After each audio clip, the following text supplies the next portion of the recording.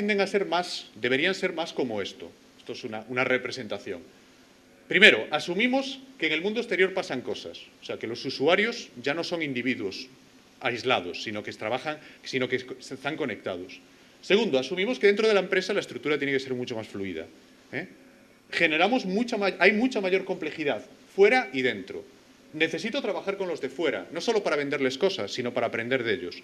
Con lo cual, la empresa se engorda, digamos, en esta interfase en la que os comentaba antes. O sea, lo más importante ahora de la empresa, que también había antes, pero ahora es más importante porque es más complejo, es cómo gobierno, cómo manejo todos estos flujos de conocimiento y de relaciones entre personas, dentro y fuera de la empresa.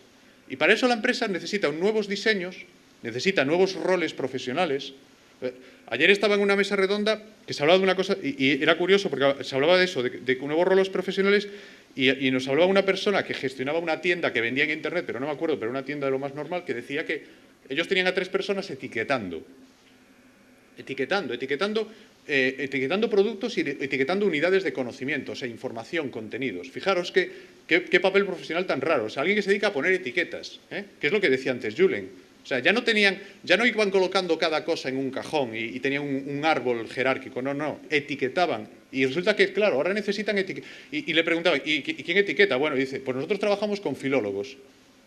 Una empresa que en la parte digital, o sea, ni con informáticos, o sea, trabajaban con filólogos porque era el perfil que en su contexto mejor sabía hacer ese trabajo. Entonces, fijaros que es un cambio bastante importante.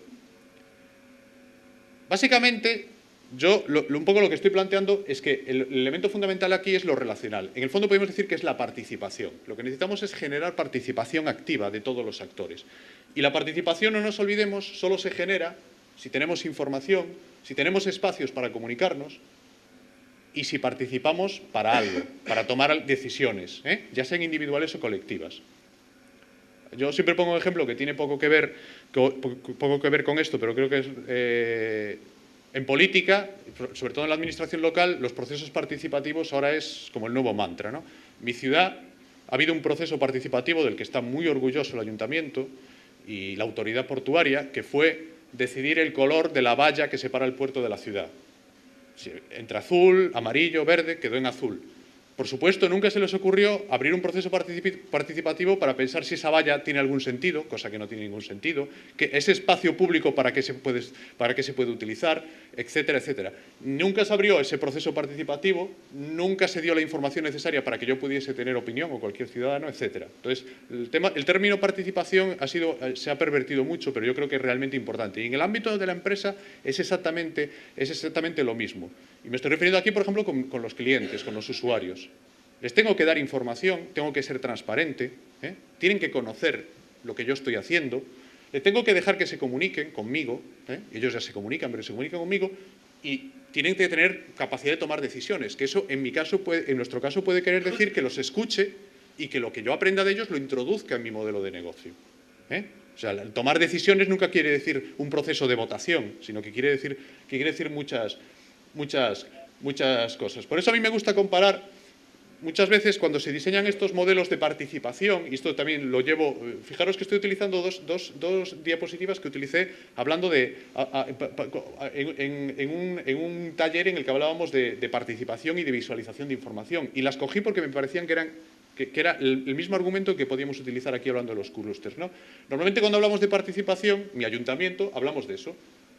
Alguien desde arriba define para qué va a participar la gente, le proporciona los datos única y exclusivamente necesarios para que participe y genera una interfaz que permita a los usuarios elegir entre ese menú predeterminado. Claro, algo muy distinto es esto, es un proceso de emergencia, que es que proporciono los datos, proporciono las herramientas, la interfaz.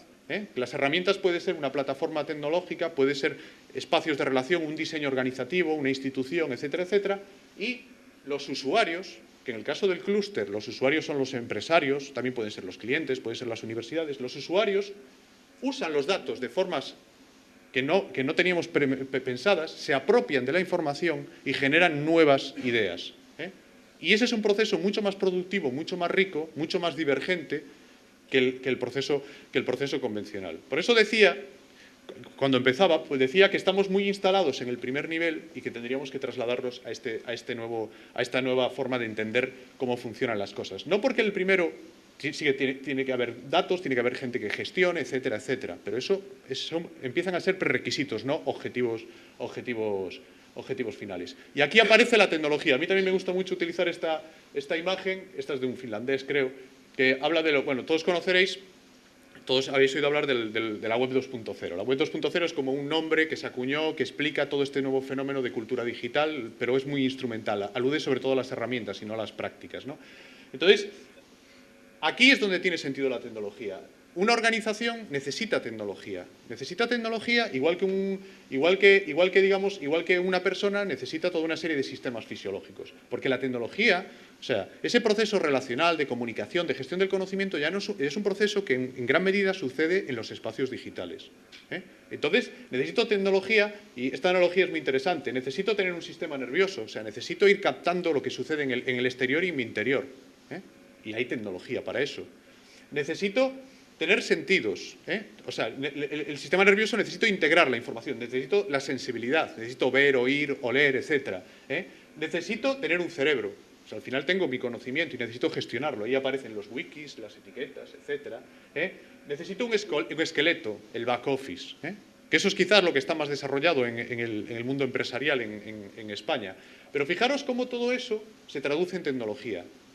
Lo interesante es que casi todas esas herramientas, que antes eran costosísimas, ahora son prácticamente gratuitas. O sea, esas herramientas las utilizo yo como persona, muchas de esas herramientas, salvo el tema del esqueleto, que yo no necesito un back office para mí como individuo, pero yo utilizo todas estas herramientas y las está utilizando posiblemente Telefónica, de una forma más o menos similar.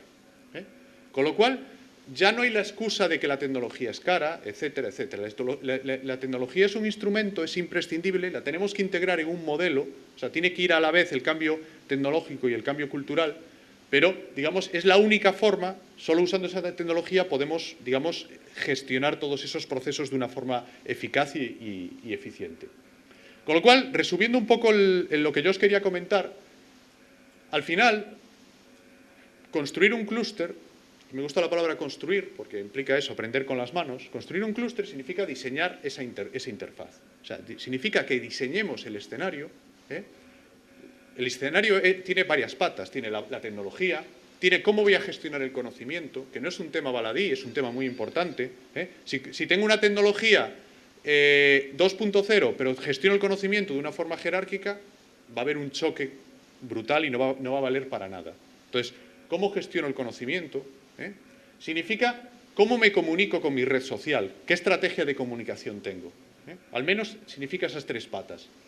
Y después diseño las reglas de juego que dan lugar a la propia red social, a la interacción. Y esas reglas de juego, esas reglas de interacción, de colaboración, solo son en partes diseñables. O sea, yo creo que, y esto es un mensaje que se ha repetido muchas veces, no nos obsesionemos con predecir los resultados. Primero, porque nos vamos a equivocar y segundo, porque vamos a conseguir coartar procesos que van a ser muy, muy interesantes. Entonces, yo creo que digamos, en el diseño de esta interfaz, entendiendo así lo que sería un clúster o una organización, yo creo que una empresa podríamos hacer lo mismo, está buena parte del éxito.